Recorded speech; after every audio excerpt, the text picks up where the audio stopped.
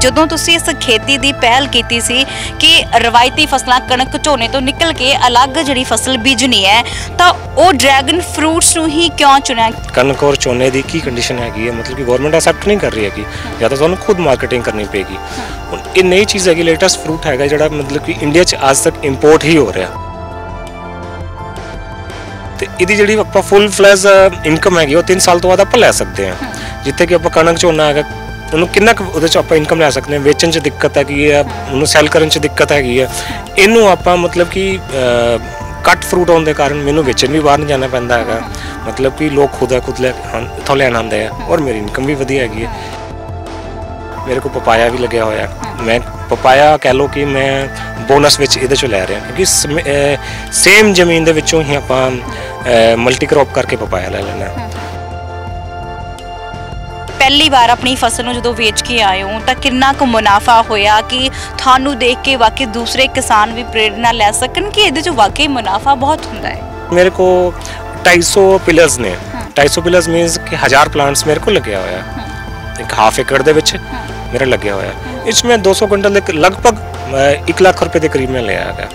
ਤੇ ਜੇ ਆਪਾਂ 1 ਏਕੜ ਦੀ ਗੱਲ ਕਰੀਏ ਤਾਂ ਨੈਚੁਰਲੀ 4 ਕਨਾਲ ਦੇ ਵਿੱਚ ਆਪਾਂ 1 ਲੱਖ ਹੈ ਤੇ ਉਹਦੇ 'ਚ 2 ਲੱਖ ਹੈ।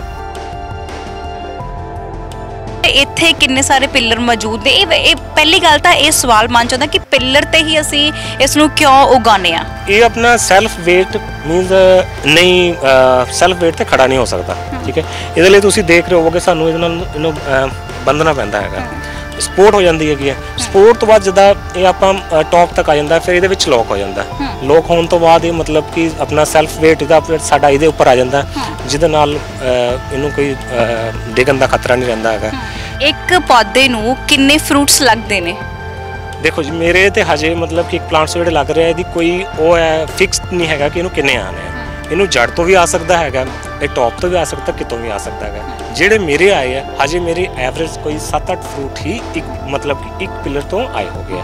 ਤੌਰ ਤੇ ਬਹੁਤ ਨੌਜਵਾਨ ਸ਼ਰਮ ਮਹਿਸੂਸ ਕਰ ਜਾਂਦੇ ਕਿ ਅਸੀਂ ਆਪਣੀ ਚੀਜ਼ ਨਹੀਂ ਵੇਚਣੀ ਜਾਂ ਰੇਹੜੀ ਨਹੀਂ ਲਾਉਣੀ ਹੈਗੀ। ਸੋ ਇੱਕ ਤੁਸੀਂ ਉਹਨਾਂ ਲੋਕਾਂ ਦੇ ਲਈ, ਉਹਨਾਂ ਨੌਜਵਾਨਾਂ ਲਈ ਪ੍ਰੇਰਨਾ ਸਰੋਤ ਬਣ ਕੇ ਸਾਹਮਣੇ ਆ ਰਹੇ ਹੋ ਕਿ ਜਿਹੜੇ ਨੌਜਵਾਨ ਇਸ ਚੀਜ਼ 'ਚ ਸ਼ਰਮ ਜਾਂ ਝਿਜਕ ਮਹਿਸੂਸ ਕਰਦੇ ਨੇ ਕਿ ਅਸੀਂ ਰੇਹੜੀਆਂ ਨਹੀਂ ਲਾ ਕੇ ਬੈਠਣਾ, ਅਸੀਂ ਪੜ੍ਹੇ ਲਿਖੇ ਹਾਂ, ਸਾਨੂੰ ਸਾਡੇ ਦੋਸਤ ਕੀ ਕਹਿਣਗੇ, ਇਹ ਸਭ ਚੀਜ਼ਾਂ ਸਭ ਦੇਖਦੇ ਆ। ਹਾਂ ਇਹ ਚੀਜ਼ਾਂ ਬਹੁਤ ਫੇਸ ਕਰਨੇ ਪੈਂਦੇ ਮੈਡਮ, ਮੇਰੇ ਨਾਲ ਵੀ ਹੋਇਆ। ਦੇਖੋ ਮੈਨੂੰ ਲੋਕ ਪਹਿਲੇ ਤੰਜ ਕੱਸਦੇ ਸੀਗੇ ਕਿ ਇਹ ਕੀ ਹੈ, ਵਿਕਣਾ ਨਹੀਂ ਹੈ, ਕਿੱਥੇ ਵੇਚੋਗੇ।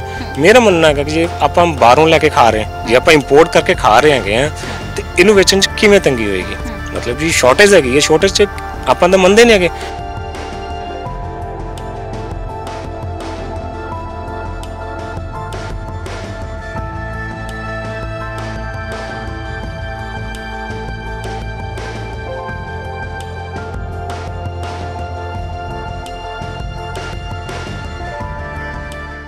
ਸਤਿ ਸ਼੍ਰੀ ਅਕਾਲ, ਤੁਸੀਂ ਦੇਖ ਰਹੇ ਹੋ ਡੇਲੀ ਪੋਸਟ ਪੰਜਾਬੀ। ਮੈਂ ਹਾਂ ਮਨਦੀਪ ਕੌਰ ਸੰਧੂ।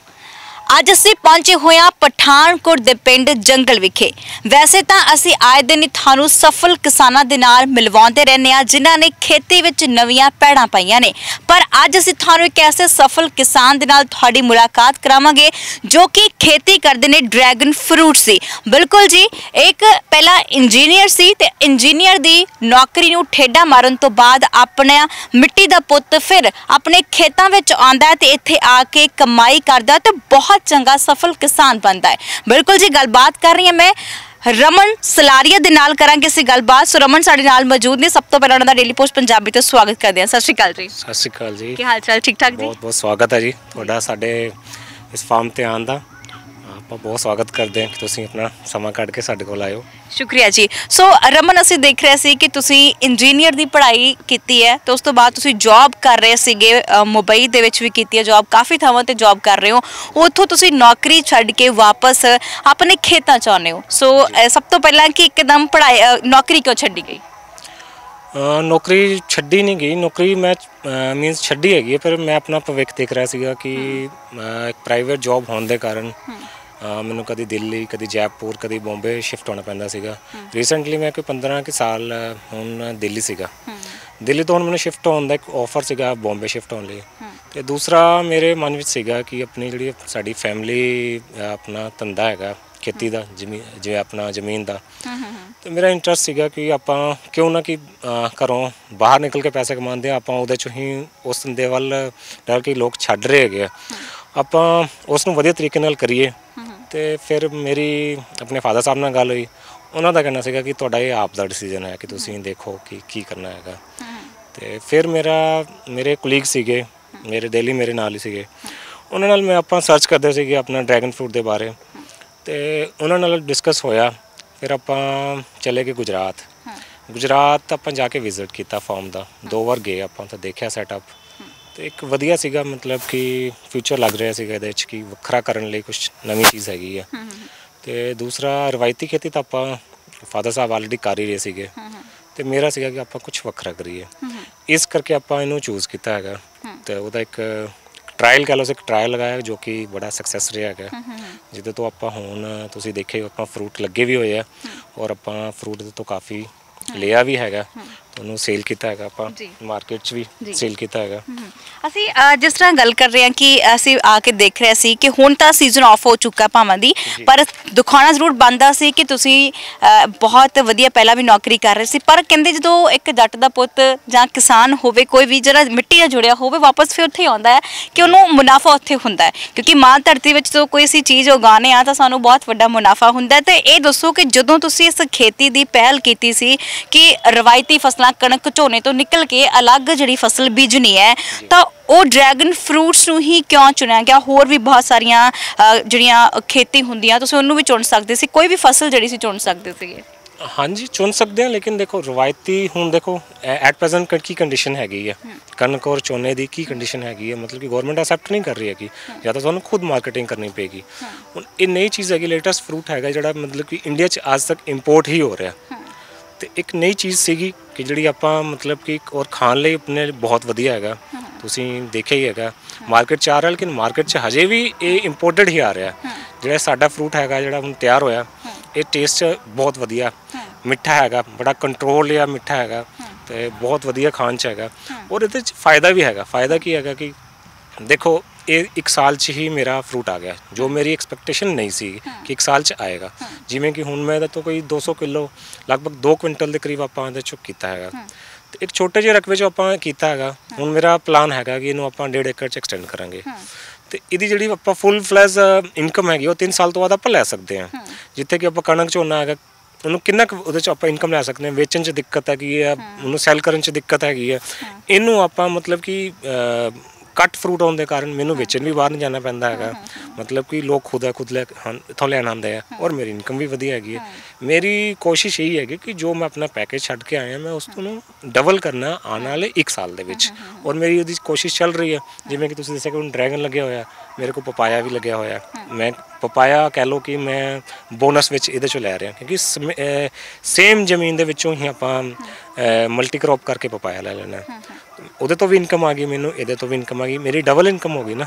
ਮਤਲਬ ਕਿ ਮੇਰਾ ਇਹ ਸਟ੍ਰੈਟਜੀ ਹੈਗੀ ਹੈ ਕਿ ਮੈਂ ਹੁਣ ਜਿਵੇਂ ਕਿ 1 ਏਕੜ ਹੋਰ ਐਕਸਟੈਂਡ ਕਰੂੰਗਾ, ਤੇ ਮੇਰੀ ਇਨਕਮ ਨੈਚੁਰਲੀ ਹੈ ਕਿ ਮੇਰਾ ਇੱਕ ਟਾਰਗੇਟ ਜਿਹੜਾ ਫਿਕਸ ਹੈਗਾ ਕਿ ਮੈਂ ਡਬਲ ਕਰਨਾ ਹੈਗਾ। ਜੇ ਮੈਂ ਉਸ ਪੈਕੇਜ 'ਤੇ ਛੱਡਿਆ ਤੇ ਇਸ ਪੈਕੇਜ 'ਤੇ ਮੈਂ ਕੋਸ਼ਿਸ਼ ਕਰੂੰਗਾ ਕਿ ਡਬਲ ਕਰੂੰਗਾ, ਜਿਹਦੇ 'ਚ ਮੈਂ ਮਤਲਬ ਕਿ ਸਕਸੈਸ ਆਪਣੇ ਆਪ ਨੂੰ ਫੀਲ ਕਰ ਰਿਹਾ ਕਿ ਮੈਂ ਗਾਂਵ ਵੱਲ ਵੱਧ ਹੀ ਰਿਹਾ ਹੈਗਾ ਜੀ। ਜੇਕਰ ਗੱਲ ਕਰੀਏ, ਤੁਸੀਂ ਉੱਥੇ ਜਦੋਂ ਸਿਵਲ ਇੰਜੀਨੀਅਰ ਦੀ ਨੌਕਰੀ ਕਰਦੇ ਸੀ ਤਾਂ ਉਸ ਦੌਰਾਨ ਤੁਹਾਡਾ ਪੈਕੇਜ 9.5 ਲੱਖ ਦਾ ਸੀ। ਸੋ ਹੁਣ ਤੁਸੀਂ ਅੱਜ ਪਹਿਲੀ ਵਾਰ ਆਪਣੀ ਫਸਲ ਨੂੰ ਜਦੋਂ ਵੇਚ ਕੇ ਆਏ ਹੋ ਤਾਂ ਕਿੰਨਾ ਕੁ ਮੁਨਾਫਾ ਹੋਇਆ ਕਿ ਤੁਹਾਨੂੰ ਦੇਖ ਕੇ ਵਾਕਈ ਦੂਸਰੇ ਕਿਸਾਨ ਵੀ ਪ੍ਰੇਰਨਾ ਲੈ ਸਕਣ ਕਿ ਇਹਦੇ 'ਚ ਵਾਕਈ ਮੁਨਾਫਾ ਬਹੁਤ ਹੁੰਦਾ ਹੈ? ਮੇਰੇ ਕੋ 250 ਪਿਲਰਸ ਨੇ, 250 ਪਿਲਰਸ ਮੀਨਸ ਕਿ 1000 ਪਲਾਂਟਸ ਮੇਰੇ ਕੋਲ ਲੱਗਿਆ ਹੋਇਆ, ਇੱਕ ਹਾਫ ਏਕੜ ਦੇ ਵਿੱਚ ਮੇਰਾ ਲੱਗਿਆ ਹੋਇਆ। ਇਸ 'ਚ ਮੈਂ 200 ਕੁਇੰਟਲ ਦੇ ਲਗਭਗ 1 ਲੱਖ ਰੁਪਏ ਦੇ ਕਰੀਬ ਮੈਂ ਲਿਆ ਹੈਗਾ। ਤੇ ਜੇ ਆਪਾਂ 1 ਏਕੜ ਦੀ ਗੱਲ ਕਰੀਏ ਤੇ ਨੈਚੁਰਲੀ 4 ਕਨਾਲ ਦੇ ਵਿੱਚ ਆਪਾਂ 1 ਲੱਖ ਹੈ ਤੇ ਉਹਦੇ 'ਚ 2 ਲੱਖ ਹੈ। ਤੇ ਇਵੇਂ ਆਪਣਾ ਜਿਹੜੀ ਪ੍ਰੋਡਕਸ਼ਨ ਆ ਗਈ, ਪਲਾਂਟਸ ਛੋਟੇ ਹੈਗੇ ਆ, ਸਾਨੂੰ ਤਾਂ ਇਹ ਵੀ ਐਕਸਪੈਕਟੇਸ਼ਨ ਨਹੀਂ ਸੀ ਹੈਗੀ ਕਿ ਇਹਦੇ 'ਤੇ ਫਰੂਟ ਇੰਨੇ ਆਉਣਗੇ। ਜੇ ਆਪਾਂ ਇਹਦੇ 'ਚੋਂ 1 ਏਕੜ 'ਚੋਂ 2 ਲੱਖ ਲੈ ਲੈਂਦੇ ਆ, ਮੈਂ 1 ਲੱਖ ਲਿਆ, ਜੇ 1 ਏਕੜ ਹੁੰਦਾ ਤੇ 2 ਲੱਖ ਸੀਗਾ, ਤੇ ਨੈਕਸਟ ਈਅਰ ਮਤਲਬ ਕਿ ਨੈਚੁਰਲੀ ਡਬਲ ਹੋਏਗਾ। ਜੇ ਪਲਾਂਟਸ ਵਧਣਗੇ ਤੇ ਫਰੂਟਸ ਵਧੇਗਾ ਤੇ ਡਬਲ ਹੋਊਗਾ। ਤਾਂ ਮੇਰੀ ਆਪਣੀ ਇੱਕ ਮੰਨਣਾ ਹੈਗਾ ਕਿ 5 ਤੋਂ 6 ਲੱਖ ਰੁਪਏ ਆਪਾਂ ਲੈ ਸਕਦੇ ਹਾਂ। 10 ਲੱਖ ਦਾ ਤਾਂ ਮੈਂ ਨਹੀਂ ਕਰ ਸਕਦਾ, ਜਦ ਤੱਕ ਮੈਂ ਲਵਾਂਗਾ ਨਹੀਂ ਮੈਂ ਉਹਦੀ ਨਹੀਂ ਕਮਾਂਗਾ। ਤੇ ਲੇਕਿਨ ਇੰਨਾ ਮੈਨੂੰ ਜ਼ਰੂਰ ਅਸ਼ੋਰ ਹੈਗਾ ਕਿ ਮੈਂ 5 ਤੋਂ 6 ਲੱਖ ਰੁਪਏ ਤੱਕ ਆਪਾਂ ਜਾ ਸਕਦੇ ਹੈਗੇ। ਹੁਣ ਉਹਦੇ 'ਚ ਤੁਸੀਂ ਪਪਾਇਆ ਕਰ ਲਓ, ਇਹ ਸਾਡੀ ਆਪਣੀ ਹੈਗੀ। ਕੁਝ ਲੋਕ ਸਬਜ਼ੀਆਂ ਕਰਦੇ ਹੈਗੇ ਆ, ਕੁਝ ਲੋਕ ਅਦਰਸ ਮਤਲਬ ਚੀਜ਼ਾਂ ਜਾ ਕੇ, ਤੇ ਇਹ ਤੁਹਾਡੇ ਤੇ ਡਿਪੈਂਡ ਹੈਗੇ ਤੁਸੀਂ ਕੀ ਲੈ ਸਕਦੇ ਹੋ। ਲੇਕਿਨ ਆਪਾਂ ਇਹਦੇ ਤੋਂ 5 ਤੋਂ 6 ਲੱਖ ਰੁਪਏ ਤੱਕ ਜਾ ਸਕਦੇ ਹਾਂ। ਜੇਕਰ ਗੱਲ ਕਰੀਏ ਹੁਣ ਇੱਥੇ ਕਿੰਨੇ ਸਾਰੇ ਪਿੱਲਰ ਮੌਜੂਦ ਨੇ, ਇਹ ਪਹਿਲੀ ਗੱਲ ਤਾਂ ਇਹ ਸਵਾਲ ਮਨ ਚ ਆਉਂਦਾ ਕਿ ਪਿੱਲਰ ਤੇ ਹੀ ਅਸੀਂ ਇਸ ਨੂੰ ਕਿਉਂ ਉਗਾਉਂਦੇ ਆ। ਐਕਚੁਅਲੀ ਜਿਹੜਾ ਇਹ ਹੈਗਾ, ਇਹ ਕੈਕਟਸ ਹੈਗਾ ਮੈਡਮ। ਦੇਖੋ ਤੁਸੀਂ, ਇਹ ਕੈਕਟਸ ਦੀ ਹੀ ਇੱਕ ਪ੍ਰਜਾਤੀ ਹੈਗੀ ਆ ਜਿਹਨੂੰ ਕਿ ਆਪਾਂ ਡਰੈਗਨ ਕਹਿੰਦੇ ਹੈਗੇ।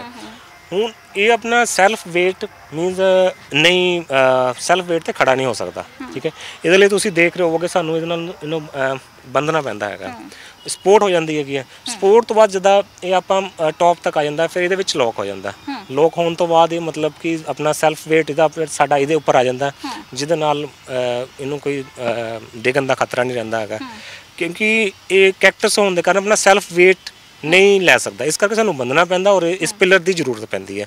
ਇਸ ਪਿੱਲਰ ਤੋਂ ਬਿਨਾਂ ਇਹ ਮੀਨਸ ਆਪਣਾ ਸੈਲਫ ਵੇਟ ਨਹੀਂ ਲੈ ਸਕਦਾ, ਇਸ ਕਰਕੇ ਸਾਨੂੰ ਇਹਦੀ ਜ਼ਰੂਰਤ ਪੈਂਦੀ ਹੈਗੀ। ਗੱਲ ਕਰੀਏ ਇਹਨੂੰ ਤੋੜਨ ਦੀ, ਕਿਉਂਕਿ ਅਸੀਂ ਦੇਖ ਰਹੇ ਹਾਂ ਕਿ ਇਹਦੇ ਨਾਲ ਕੰਡੇ ਵੀ ਮੌਜੂਦ ਨੇ। ਜਦੋਂ ਇਸ ਫਰੂਟ ਨੂੰ ਤੋੜਿਆ ਜਾਂਦਾ ਤਾਂ ਆਸਾਨੀ ਨਾਲ ਟੁੱਟ ਜਾਂਦਾ। ਹਾਂ ਬਿਲਕੁਲ, ਜਿਸ ਟਾਈਮ ਇਹ ਪੱਕ ਜਾਂਦਾ ਹੈਗਾ, ਇਹਨੂੰ ਆਪਾਂ ਇੱਥੋਂ ਪਕੜ ਕੇ ਹਲਕਾ ਜਿਹਾ ਘੁਮਾਵਾਂਗੇ, ਇਹ ਟੁੱਟ ਜਾਂਦਾ, ਬੜੇ ਈਜ਼ੀਲੀ ਟੁੱਟ ਜਾਂਦਾ ਹੈਗਾ। ਇਸ ਵਿੱਚ ਕੋਈ ਸੋ ਬਿਲਕੁਲ ਜੀ, ਤਸਵੀਰ ਜਿਹੜੀ ਤੁਹਾਨੂੰ ਦਿਖਾਉਂਦੇ ਹਾਂ, ਹਾਲੇ ਇਹ ਜਿਹੜਾ ਫਰੂਟ ਹੈ ਇਹ ਹਾਲੇ ਕੱਚਾ ਹੈ। ਸੋ ਹੌਲੀ ਹੌਲੀ ਇਹ ਜਿਹੜਾ ਬਣ ਕੇ ਜਿਹੜਾ ਤਿਆਰ ਹੋਏਗਾ, ਫਿਰ ਇਹਦਾ ਜਿਹੜਾ ਕਲਰ ਹੈ ਉਹ ਪਿੰਕ ਦੇ ਵਿੱਚ ਆਏਗਾ, ਗੁਲਾਬੀ ਰੰਗ ਦੇ ਵਿੱਚ। ਤਸਵੀਰ ਇੱਕ ਵਾਰ ਜਿਹੜਾ ਇਹ ਬਿਲਕੁਲ ਪੱਕਾ ਹੋਇਆ ਵੀ ਸਾਡੇ ਕੋਲ ਮੌਜੂਦ ਹੈ। ਅਸੀਂ ਤਸਵੀਰ ਜਿਹੜੀ ਇੱਕ ਪੱਕੇ ਦੀ ਵੀ ਦਿਖਾਉਂਦੇ ਹਾਂ, ਪਹਿਲਾਂ ਕੱਚਾ ਹੈ, ਉਸ ਤੋਂ ਬਾਅਦ ਇੱਕ ਤਿਆਰ ਹੋ ਕੇ ਜਿਹੜਾ ਪੱਕੇ ਰੰਗ ਦਾ ਇੱਕ ਗੁਲਾਬੀ ਰੰਗ 'ਚ ਆ ਗਿਆ। ਇਹ ਦੋ ਸਾਈਡਾਂ ਹੁੰਦੀਆਂ ਨੇ, ਤੁਸੀਂ ਪਹਿਲਾਂ ਵੀ ਦੱਸ ਰਹੇ ਸੀ ਕਿ ਇਨਸਾਈਡ ਐਂਡ ਆਊਟਸਾਈਡ। ਜੀ ਮੀਨਸ ਜਿਹੜਾ ਦੋ ਸਾਈਡ ਜਿਹੜੇ ਮੇਰੇ ਕੋਲ ਲੱਗੇ ਹੋਏ ਨੇ ਪਲਾਂਟਸ ਮੈਡਮ, ਉਹ ਦੋ ਪ੍ਰਜਾਤੀ ਦੇ ਹੈਗੇ ਆ। ਜਿਵੇਂ ਕਿ ਤੁਸੀਂ ਇਹ ਦੇਖ ਰਹੇ ਹੋ ਅੱਗੇ, ਇਹ ਆਊਟਸਾਈਡ ਬਾਹਰ ਤੋਂ ਪਿੰਕ ਰੰਗ ਦਾ ਹੈਗਾ, ਗੁਲਾਬੀ ਰੰਗ ਦਾ ਹੈਗਾ। ਇਹਨੂੰ ਆਪਾਂ ਅੰਦਰੋਂ ਕੱਟਾਂਗੇ ਤੇ ਤਾਂ ਵੀ ਸਾਨੂੰ ਗੁਲਾਬੀ ਹੀ ਮਿਲੇਗਾ, ਠੀਕ ਹੈ ਜੀ। ਜਿਹੜਾ ਇੱਕ ਦੂਸਰੀ ਪ੍ਰਜਾਤੀ ਲੱਗੀ ਹੋਈ ਹੈ, ਉਹਦਾ ਬਾਹਰੋਂ ਪਿੰਕ ਹੋਗਾ ਲੇਕਿਨ ਅੰਦਰੋਂ ਵਾਈਟ ਹੋਏਗਾ। ਹੁਣ ਆਪਾਂ ਜਿਹੜਾ ਮਾਰਕੀਟ 'ਚ ਵੀ ਆ ਰਿਹਾ ਉਹ ਸਾਰਾ ਹੀ ਵਾਈਟ ਆ ਰਿਹਾ, ਕਿਉਂਕਿ ਉਹ ਇੰਪੋਰਟਡ ਹੈਗਾ। ਜਿਹੜਾ ਸਾਡਾ ਖੁਦ ਹੈਗਾ ਇਹ ਆਊਟਸਾਈਡ ਵੀ ਪਿੰਕ ਹੈਗਾ ਤੇ ਇਨਸਾਈਡ ਵੀ ਪਿੰਕ ਹੈਗਾ, ਜਿਹੜਾ ਖਾਣ 'ਚ ਸਵੀਟ ਹੈਗਾ। ਤੇ ਇੱਕ ਪੌਦੇ ਨੂੰ ਕਿੰਨੇ ਫਰੂਟਸ ਲੱਗਦੇ ਨੇ? ਦੇਖੋ ਜੀ, ਮੇਰੇ ਤੇ ਹਜੇ ਮਤਲਬ ਕਿ ਇੱਕ ਪਲਾਂਟਸ ਜਿਹੜੇ ਲੱਗ ਰਿਹਾ, ਇਹਦੀ ਕੋਈ ਉਹ ਹੈ ਫਿਕਸ ਨਹੀਂ ਹੈਗਾ ਕਿ ਇਹਨੂੰ ਕਿੰਨੇ ਆਣੇ ਆ। ਇਹਨੂੰ ਜੜ ਤੋਂ ਵੀ ਆ ਸਕਦਾ ਹੈਗਾ, ਇਹ ਟੌਪ ਤੋਂ ਵੀ ਆ ਸਕਦਾ, ਕਿਤੋਂ ਵੀ ਆ ਸਕਦਾ ਹੈਗਾ। ਜਿਹੜੇ ਮੇਰੇ ਆਏ ਆ ਹਜੇ ਮੇਰੇ ਐਵਰੇਜ ਕੋਈ 7-8 ਫਰੂਟ ਹੀ ਇੱਕ ਮਤਲਬ ਕਿ ਇੱਕ ਪਿੱਲਰ ਤੋਂ ਆਏ ਹੋ ਗਏ, ਜਿਹੜੀ ਕਿ ਮਤਲਬ ਕਿ ਗਾਂ ਨੂੰ ਵੱਧ ਕੇ ਇਹ ਕੋਈ 8 ਤੋਂ 10 ਕਿਲੋ ਤੱਕ ਇੱਕ ਪੂਰਾ ਜਿਹੜਾ ਆਪਣਾ ਪਿੱਲਰ ਹੈ ਇਹ ਚਲਾ ਜਾਂਦਾ ਹੈਗਾ, 10 ਕਿਲੋ ਤੱਕ ਚਲਾ ਜਾਂਦਾ ਹੈ ਜੀ। ਸੋ ਬਿਲਕੁਲ, ਅਸੀਂ ਜਿਸ ਤਰ੍ਹਾਂ ਤੁਸੀਂ ਦੱਸ ਰਹੇ ਹੋ ਕਿ ਇੱਕ ਪਿੱਲਰ ਨੂੰ 7 ਫਰੂਟ ਲੱਗ ਜਾਂਦੇ ਆ, ਹਨਾ। ਸੋ ਜਿਹੜੇ ਲੱਗੇ ਹੋਏ ਆ ਮੈਡਮ। ਸੋ ਉਸ ਤੋਂ ਬਾਅਦ ਜਦੋਂ ਤੁਸੀਂ ਮਾਰਕੀਟ 'ਚ ਵੇਚਣ ਜਾਂਦੇ ਹੋ ਤਾਂ ਫਿਰ ਇਹ ਕਿੰਨੇ ਕੁ ਰੇਟ ਤੱਕ, ਕਿੰਨਾ ਕੁ ਮਹਿੰਗਾ ਫਰੂਟ ਜਿਹੜਾ ਵਿਕਦਾ ਆ ਆਮ ਤੌਰ ਤੇ? ਆਮ ਤੌਰ ਤੇ ਅਗਰ ਆਪਾਂ ਰਿਟੇਲ ਦੀ ਗੱਲ ਕਰੀਏ, ਕਿ ਮੈਂ ਰਿਟੇਲ ਦੀ ਗੱਲ ਬਾਰ-ਬਾਰ ਇਸ ਕਰਕੇ ਕਰ ਰਿਹਾ ਕਿ ਆਪਾਂ ਇਹਨੂੰ, ਮੇਰੀ ਕੋਸ਼ਿਸ਼ ਕੀ ਹੈਗੀ, ਮੈਂ ਇਹਨੂੰ ਰਿਟੇਲ ਹੀ ਕਰਨਾ ਹੈਗਾ। ਮੈਂ ਹੋਲਸੇਲ 'ਚ ਥੋੜਾ ਇੰਟਰਸਟਡ ਨਹੀਂ ਹੈਗਾ ਕਿ ਜੇ ਆਪਾਂ ਕਿਸਾਨ ਹੈਗੇ ਤਾਂ ਆਪਣਾ ਵਿਚੋਲੀਏ ਵਿੱਚ ਕਿਉਂ ਵਾੜੀਏ ਇਹਦੇ ਵਿੱਚ, ਠੀਕ ਹੈ ਜੀ। ਤੇ ਅਗਰ ਰਿਟੇਲ ਦੀ ਗੱਲ ਕਰੀਏ, ਰਿਟੇਲ ਵੱਡੀਆਂ ਦੁਕਾਨਾਂ ਦੀ ਗੱਲ ਕਰੀਏ ਜਿਵੇਂ ਕਿ ਵੀਕ ਬਾਜ਼ਾਰ ਹੈਗੇ ਆ, ਜਾਂ ਆਪਾਂ ਆਨਲਾਈਨ ਚੈੱਕ ਕਰਦੇ ਆ, ਉਹ ਤੇ 400 ਤੋਂ 500 ਰੁਪਏ ਦੇ ਵੀ ਵੇਚਦੇ ਹੈਗੇ ਆ। ਲੇਕਿਨ ਜਿਹੜਾ ਸਾਡਾ ਹੈਗਾ ਕਿ ਸਾਡਾ ਕਿ ਕਸਟਮਰ ਨੂੰ ਆਪਾਂ ਡਾਇਰੈਕਟ ਦਈਏ, ਉਹ ਅਸੀਂ ਮਤਲਬ ਕਿ ਮਾਰਕੀਟ ਦੇ ਅਕੋਰਡਿੰਗ 300 ਤੋਂ 400 ਰੁਪਏ ਤੱਕ ਮੁਹੱਈਆ ਕਰਵਾਉਂਦੇ। ਮੈਂ ਹੁਣ ਜਿਹੜੇ ਇਸ ਸਾਲ ਵੇਚਿਆ ਹੈਗਾ, ਮੈਂ 400 ਰੁਪਏ ਦੇ ਹੀ ਰਿਟੇਲ 'ਚ ਹੀ ਵੇਚਿਆ ਹੈਗਾ। ਇੱਕ ਫਰੂਟ ਨੂੰ ਅਸੀਂ ਕਿੰਨੇ ਕੁ ਰੁਪਏ 'ਚ ਵੇਚ ਸਕਦੇ ਹਾਂ? ਇੱਕ ਫਰੂਟ ਨੂੰ ਜੇਕਰ ਵੇਚਣਾ ਹੋਵੇ, ਜਿੱਦਾਂ ਆਮ ਤੌਰ ਤੇ ਪਪੀਤਾ ਦੀ ਗੱਲ ਕਰੀਏ ਤਾਂ ਸਾਨੂੰ 70 ਰੁਪਏ ਦੇ ਵਿੱਚ ਮਿਲ ਜਾਂਦਾ, 70 ਰੁਪਏ ਕਿਲੋ, 40 ਰੁਪਏ ਕਿਲੋ, ਅਲੱਗ-ਅਲੱਗ ਰੇਟ ਜਿਹੜੇ ਨੇ ਸਮੇਂ ਦੇ ਅਨੁਸਾਰ ਹੁੰਦੇ ਆ। ਤੇ ਜੇਕਰ ਹੁਣ ਗੱਲ ਕਰੀਏ ਤਾਂ ਕਿੰਨੇ ਕੁ ਇੱਕ ਫਰੂਟ ਜਿਹੜਾ ਕਿੰਨੇ ਕੁ ਰੁਪਏ 'ਚ ਵਿਕਦਾ? ਮੈਡਮ ਫਰੂਟ ਦੀ ਗੱਲ ਕਰੀਏ ਤਾਂ ਫਰੂਟ ਦਾ ਡਿਪੈਂਡ ਕਰਦਾ ਹੈਗਾ ਵੇਟ ਤੇ। ਵੇਟ ਮੀਨਸ ਜਿਹੜਾ ਇਹਦਾ ਆਪਣਾ ਔਨ ਐਂਡ ਐਵਰੇਜ ਹੈਗਾ 200 ਗ੍ਰਾਮ ਤੋਂ ਲੈ ਕੇ 600 ਗ੍ਰਾਮ ਤੱਕ ਇਸ ਟਾਈਮ ਵਿੱਚ ਗਿਆ ਹੈਗਾ। ਤੇ ਇਸ ਕਰਕੇ ਆਪਾਂ ਸਾਡੀ ਕੀ ਹੈਗੀ, ਆਪਾਂ ਇਹਨੂੰ ਕੇਜੀ 'ਚ ਹੀ ਵੇਚੀਏ ਤਾਂ ਜ਼ਿਆਦਾ ਬੈਟਰ ਹੈਗਾ। ਤੇ ਜਾਂ ਜੇ ਸਾਨੂੰ ਪਰ ਪੀਸ ਕਰਨਾ ਪਏਗਾ ਫਿਰ ਇਹਦੀ ਗ੍ਰੇਡੇਸ਼ਨ ਕਰਨੀ ਪਏਗੀ, ਠੀਕ ਹੈ। ਉਹਦੇ ਲਈ ਥੋੜ੍ਹੀ ਜਿਹੀਆਂ ਕੁਝ ਮੁਸ਼ਕਿਲਾਂ ਦੇ ਛੋਟੇ ਵੇਟ ਛੋਟੇ ਆ, ਉਹ ਕੌਣ ਲਊਗਾ, ਇਸ ਕਰਕੇ ਆਪਾਂ ਇਹਨੂੰ ਕੇਜੀ 'ਚ ਹੀ ਵੇਚਿਆ ਹੈਗਾ। ਕੇਜੀ ਆਪਾਂ 400 ਰੁਪਏ ਰਿਟੇਲ 'ਚ ਵੇਚਿਆ ਹੈਗਾ ਆਪਣੀ ਲੋਕਲ ਮਾਰਕੀਟ ਦੇ ਵਿੱਚ। ਤੇ ਜੇ ਆਪਾਂ ਚਾਹੀਏ ਤਾਂ ਆਪਾਂ ਉਹਨੂੰ ਉਹਦੇ 'ਚ ਵੀ ਵੇਚ ਸਕਦੇ ਹੈਗੇ। ਪਰ ਤੁਸੀਂ ਜਦੋਂ ਵੇਚਣ ਗਏ ਸੀ ਫਰੂਟ ਨੂੰ, ਤੁਸੀਂ ਆਪ ਹੀ ਵੇਚਿਆ ਜਾਂ ਫਿਰ ਆਪਣੇ ਕਿਸੇ ਸਾਥੀ ਨੂੰ ਚੁਣਿਆ, ਜਾਂ ਆਪਣੇ ਜਿੱਥੇ ਤੁਸੀਂ ਕੰਮ ਕਰਦੇ ਉਹਨਾਂ ਨੂੰ ਚੁਣਿਆ ਕਿ ਉਹ ਵੇਚ ਕੇ ਆਣਗੇ? ਦੇਖੋ, ਇਹਨੂੰ ਤਾਂ ਮੈਂ ਆਪ ਖੁਦ ਹੀ ਸੈਲ ਕੀਤਾ, ਆਪਾਂ ਕਿਸੇ ਨੂੰ ਨਹੀਂ ਵਿੱਚ ਕਿਹਾ ਹੈਗਾ। ਜਿਹੜੇ ਆਪਣੇ ਕੰਟੈਕਟ ਸੀਗੇ ਜਾਂ ਆਪਣੇ ਜਾਣੂ ਸੀਗੇ, ਦੇਖੋ ਉਹਨਾਂ ਨਾਲ ਹੀ ਵਿੱਚ ਹੀ ਮਤਲਬ ਕਿ ਇੰਨੀ ਪਪੂਲੈਰਿਟੀ ਦੀ ਜ਼ਿਆਦਾ ਹੈਗੀ ਆ, ਉਹੀ ਲੋਕ ਮਤਲਬ ਕਿ ਆਪਣੇ ਕੋ ਮਤਲਬ ਕਿ ਉਹਨਾਂ ਨੂੰ ਦਿੱਤੇ ਹੈਗੇ ਵੇਚਣ ਕੀ ਗਏ। ਆਪਾਂ ਟੇਸਟ ਕਰਵਾਇਆ, ਟੇਸਟ ਤੋਂ ਹੀ ਮਤਲਬ ਕਿ ਸਾਡੇ ਵੱਲ ਮਤਲਬ ਇਹ ਸਾਨੂੰ ਕੰਟੈਕਟਸ ਲੋਕਾਂ ਨੇ ਕਰਨਾ ਸ਼ੁਰੂ ਕਰ ਦਿੱਤਾ।